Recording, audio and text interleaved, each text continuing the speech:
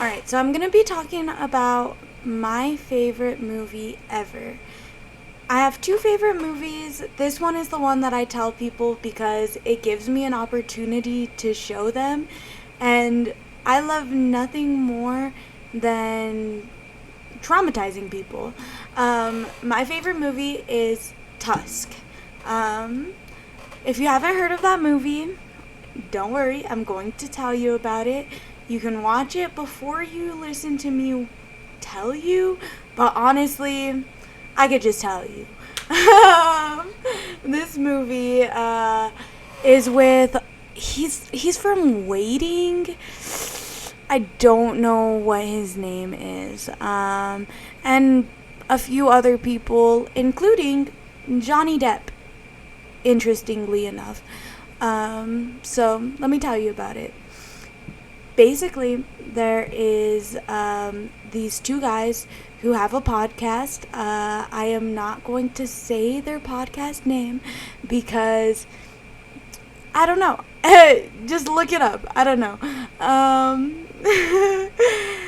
They essentially go, one of them travels and interviews people, and the other one stays home and doesn't see it. That's a clue. He does not see it. Um, and basically, they're going to. One of the guys is going to go interview this, like, teenager who accidentally removed his own leg. And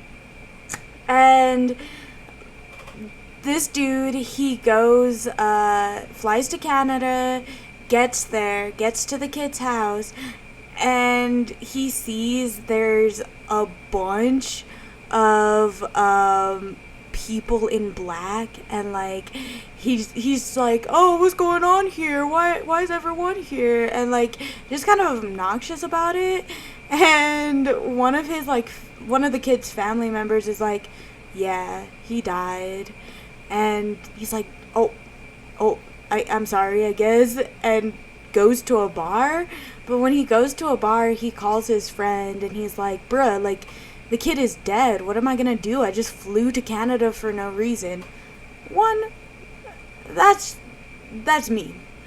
A kid just died. So his friend is like, well, I don't know, like, just try and see if you can make a trip out of it, like, make it worth your while. The dude's like, I'll see, but I'll probably just fly back tonight. And he ends up, like, going to the bathroom, and he sees this, like, bulletin board, and there's like a phone number on it and like a little note that says, if you would like to hear stories, call me, or something like that.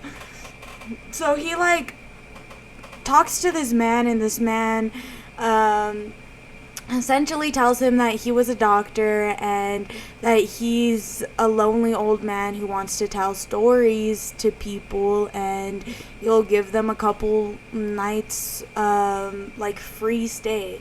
And this dude, honestly, dumb dude, like who in his right mind would do that? You know, like just go stay at a strange old man's house. But at the same time, like, he's a man, he doesn't have instincts like that. No offense.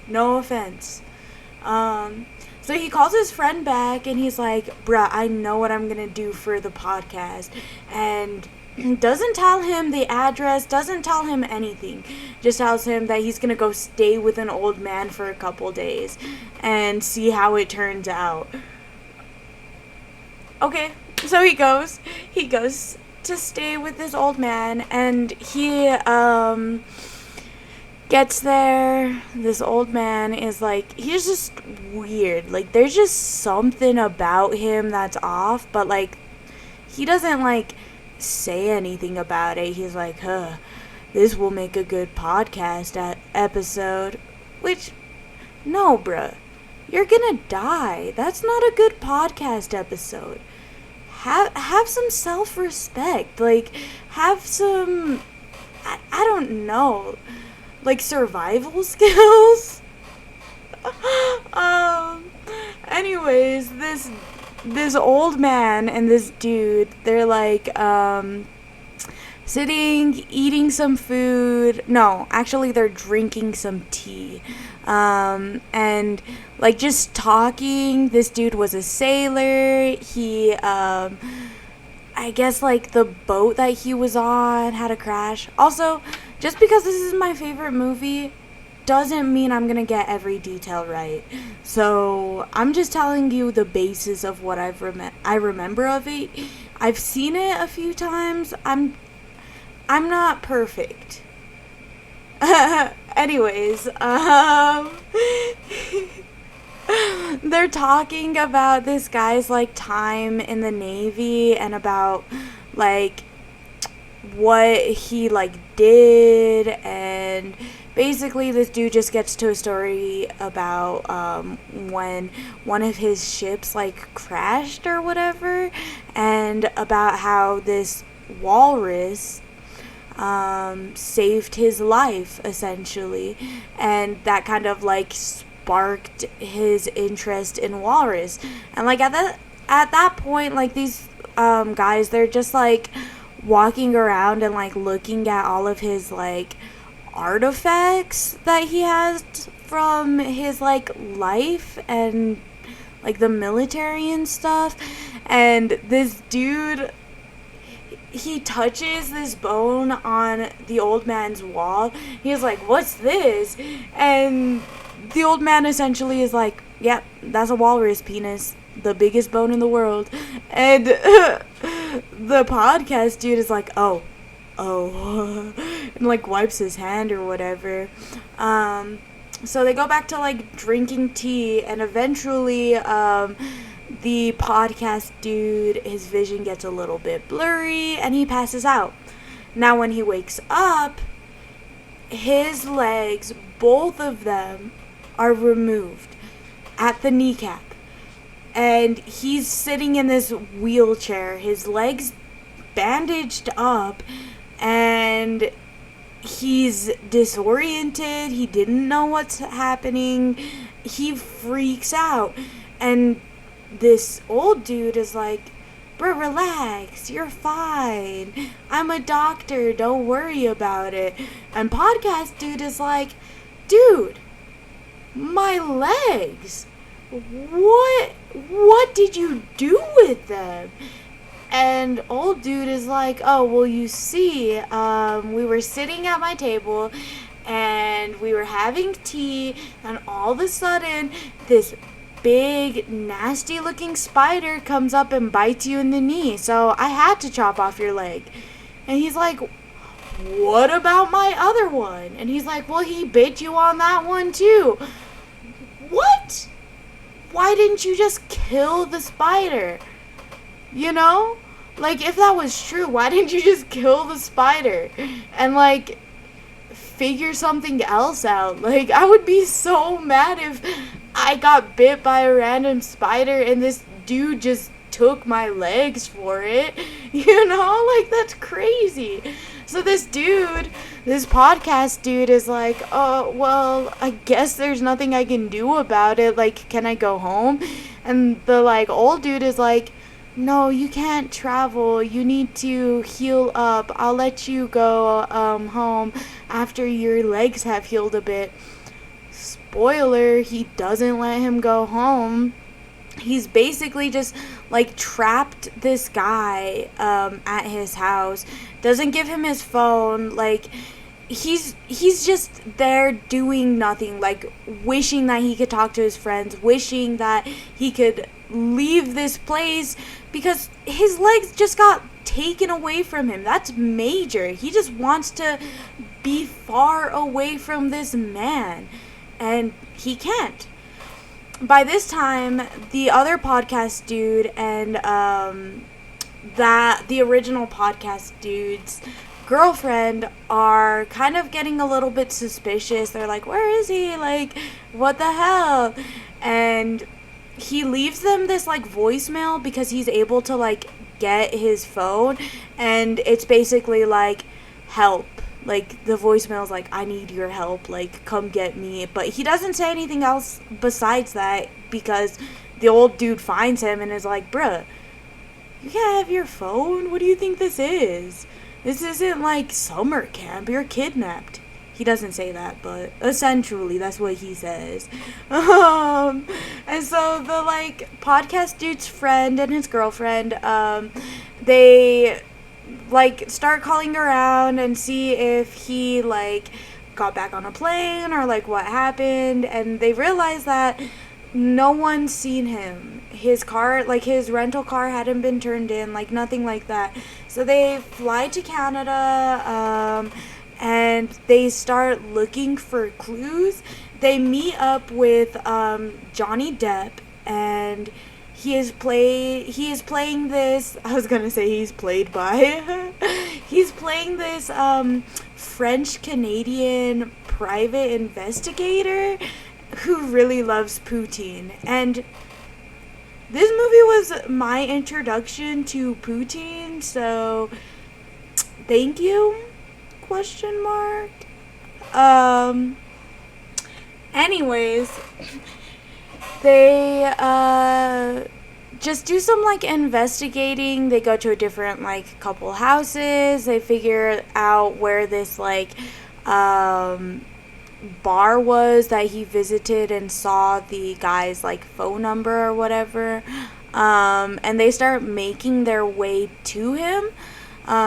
By this time, you kind of get revealed that the old guy's true intentions are to turn podcast dude into a walrus, into a human walrus, and is revealed that he has been slowly collecting human bones and flesh to make a walrus suit, a lifelike walrus suit.